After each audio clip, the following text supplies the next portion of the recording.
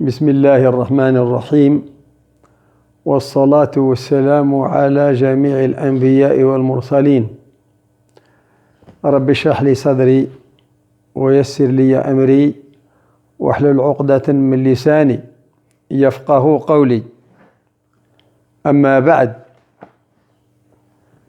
Nous sommes maintenant dans la phase improvisation où nous sommes, le contact est plus aisé, mais les redites sont impossibles à éviter.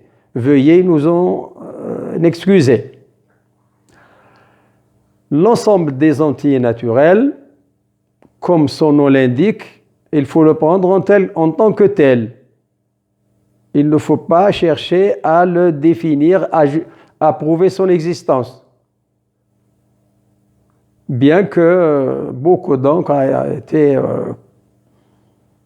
coulée, si j'ose dire, pour prouver l'existence des entiers naturels à travers les cardinaux. Mais nous conseillons aux jeunes de considérer les entiers naturels, comme leur nom l'indique.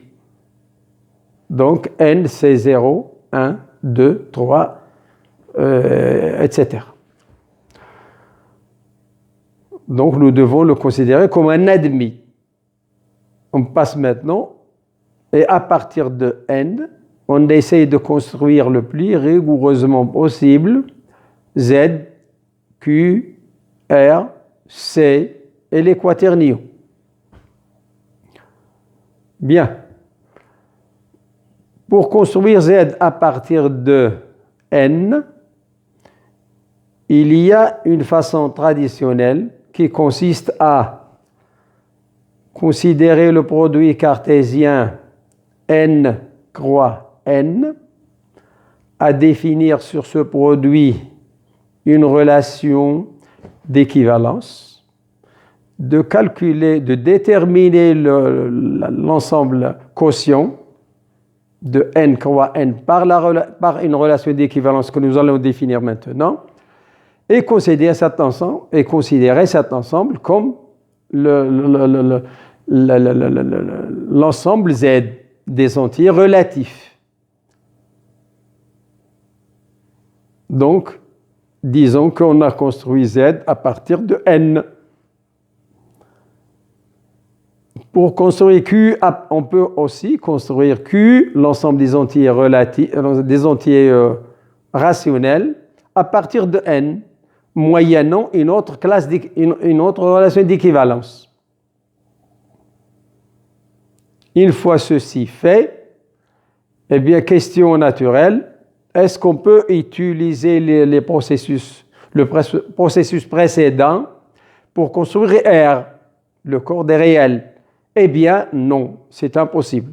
Pour le corps des réels, vous êtes obligé d'utiliser la notion de voisinage, d'approximation, de suite, etc. Obligé. Cela dit, c'est pourquoi R est plus difficile que les autres. Une fois R construit, le corps C est un corollaire immédiat. C'est très facile à construire C à partir de R. Bien que nous émettions des réserves quant à nous. Nous disons qu'il vaut mieux construire C à partir des similitudes, de la notion de similitude. Le fait d'écrire Z égale A plus IB avec un imaginaire I, tel que I au carré égale moins 1 est, à notre sens, une mauvaise chose. Déjà dire à un bachelier qu'il existe un nombre mystérieux dont le carré égale à moins 1, alors qu'on n'a pas cessé de lui répéter que les carrés sont toujours positifs, est une mauvaise chose, à notre avis. Donc, il vaut mieux, à notre avis, utiliser les similitudes. Ce n'est ni difficile ni compliqué. Et c'est même plus facile. Et similitudes, on peut aborder l'étude des similitudes au collège. Franchement, et nous avons notre point de vue. Il suffit de contacter l'équipe chargée de la gestion de la chaîne pour vous avoir des informations. 2. Le corps des quaternions est tout aussi facile. Il est d'origine physique, c'est pourquoi On ne le voit pas beaucoup dans les ouvrages de mathématiques. Mais nous avons des références, évidemment, à ce sujet. Ceci dit, revenons un petit peu, détaillons un petit peu cette construction-là. N, on a dit N, c'est l'ensemble des entiers naturels. Par exemple, pour convaincre les jeunes, mais un chat, c'est un chat. Une poule, c'est une poule. Mais si on essaye de définir, de créer un chat, de créer une poule, de créer un lion, eh bien, croyez-moi, il faut batailler, et vous n'arriverez certainement à rien. Sinon, vous serez amené à prouver votre existence, vous-même et la mienne, ce qui est visiblement terrible à supporter. Ceci dit, donc l'ensemble N, vous le considérez en tant que tel. N égale 0, 1, 2, 3. Tout le monde sait compter. Même des gens qui n'ont jamais été à l'école, mais ils vous disent que 1 plus 1 égale 2. 2 vaches, c'est 2 vaches. C'est une vache plus une vache. On ne dit pas plus, 2 vaches, c'est une vache et une vache. Et nous, en mathématiques, on dit une vache plus une vache. 3 pastèques, c'est une pastèque et une pastèque et une pastèque. On ne dit pas qu'il faut attendre de définir la définition de N ou la théorie des cardinaux pour montrer, pour prouver aux gens que 3 pastèques, c'est la somme de 3 pastèques, la somme étant N fois N, etc. C'est pas logique, c'est pas naturel. Donc, on a fini avec l'ensemble N. Nous conseillons aux jeunes de le considérer comme naturel, comme leur nom l'indique, ou comme son nom l'indique, si vous voulez, l'ensemble N.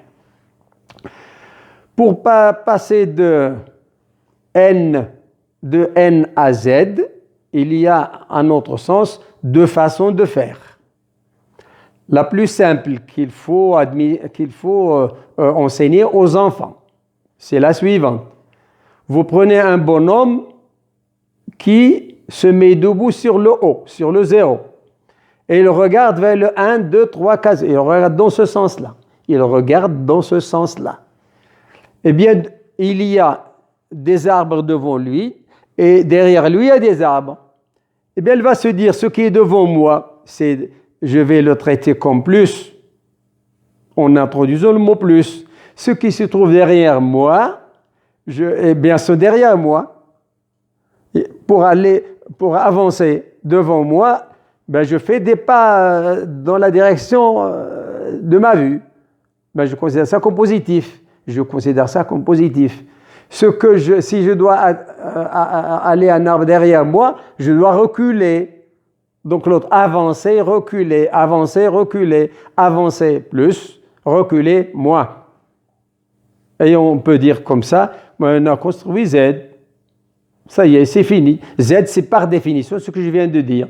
Ce qui est derrière moi est affecté d'un signe moins, parce que je dois reculer pour y arriver. Ce qui est devant moi est affecté d'un signe plus, parce que je vais avancer pour y arriver. Et c'est tout, le problème est résolu. Voici la première approche. Et elle est, en notre sens, elle est parfaite, elle est bonne. Ceux qui ont d'autres commentaires ou d'autres propositions, mais qu'ils le fassent. Nous sommes ouverts à la discussion et c'est ça l'objectif des mathématiques. Mais une autre façon beaucoup plus logique, beaucoup plus abstraite, eh bien, c'est de considérer N croix N et de définir une relation d'équivalence. Question naturelle, y a-t-il est-ce que comme l'ensemble N, les relations d'équivalence sont naturelles dans la vie? Bien, voici notre opinion. Mais la relation naturelle est aussi naturelle que les entiers naturels. Bien, question, pourquoi? Réponse. Bien, en regardant autour de nous, eh bien, on voit que les vaches, mais ils s'associent avec les vaches. Pourtant, la vache n'a pas fait de logique. Que les fourmis vivent avec des fourmis. J'ai rarement vu une fourmi vivre avec un homme ou avec un chat. Et encore pire avec un serpent qui va l'avaler, l'engloutir. Donc, il y a le mot relation est tout à fait naturel. Vache avec vache, lion avec lion, fourmi avec fourmi, abeille avec abeille, homme avec homme, etc.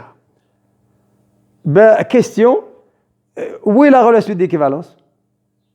Bien. Moi, par exemple, entre les hommes, il y a des affinités particulières. Entre les fourmis, il y a des affinités particulières, naturelles. Ils n'ont pas attendu la théorie des cardinaux pour coexister, pour cohabiter ensemble. C'est naturel.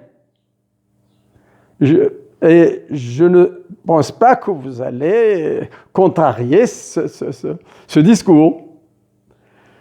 Mais si vous mettez une fourmi avec un serpent, ils ne peuvent pas convivre. Ils ne peuvent pas coexister, ils ne peuvent pas cohabiter. C'est naturel. C'est dans la nature de ces animaux et de ces créatures que de vivre avec son homologue, avec ce qui lui est semblable. Bien, donc, les mathématiciens, et nous qui nous considérons comme des êtres intelligents, eh bien, disons pourquoi des fourmis vivent ensemble ou des abeilles. Eh bien, parce que une abeille A vit avec une abeille B, et si une abeille A vit avec une abeille, cohabite avec une abeille B, mais il est évident que l'abeille B cohabite avec l'abeille A. Et il est évident, il va de soi, que l'abeille A cohabite avec A. C'est naturel. Mais nous, on ajoute une chose. Nous, en mathématiques, on n'utilise pas le proverbe « l'ami de mon ami, c'est mon ami ». Il se peut que l'ami de mon ami soit mon ennemi. Mais nous, en mathématiques, on impose que l'ami de mon ami doit être mon ami. Même si ce n'est pas le cas, mais le fait que nous cohabitons ensemble fait que, en fin de compte, l'ami de mon ami, c'est mon ami. Sinon, il faut que l'un d'eux casse la gueule à l'autre et puis c'est fini. Ils ne peuvent plus cohabiter ensemble. Eh bien, c'est ça ce qu'on appelle tout simplement une relation d'équivalence. C'est une relation qui est telle que A cohabite avec A. Si A cohabite avec B, B cohabite avec A. Et si A cohabite avec B et B cohabite avec C, il faut que A cohabite avec C. Et ça paraît naturel. Et d'ailleurs, dans le monde des abeilles et des fourmis, on le voit bien. Que même si une fourmi n'est pas contente d'une troisième, elle doit vivre avec elle. Sinon, elles doivent batailler ensemble pour cohabiter. Mais c'est ça la relation d'équivalence, tout simplement. Donc, il n'y a rien de plus naturel que la relation d'équivalence. Je pense que je suis clair là-dessus. Maintenant, passer à autre chose. J'en profite pour faire une petite digression concernant la relation d'ordre, bien que je n'en ai pas besoin dans mon exposé actuel. La relation d'ordre. Bien, moi, par exemple, j'ai toujours remarqué, j'ai vécu à la campagne, et j'ai vu qu'un chien, quand il voit un seul chien, il n'a pas peur de lui, en général. Mais quand il voit 3 chiens, mais il a peur tout naturellement, sans avoir une notion de relation d'ordre. Il y a une chose naturelle, mais c'est ça la relation d'ordre. Mais je ne vais pas entrer dans les détails, j'attendrai que l'occasion se présente pour vous livrer mon opinion personnelle.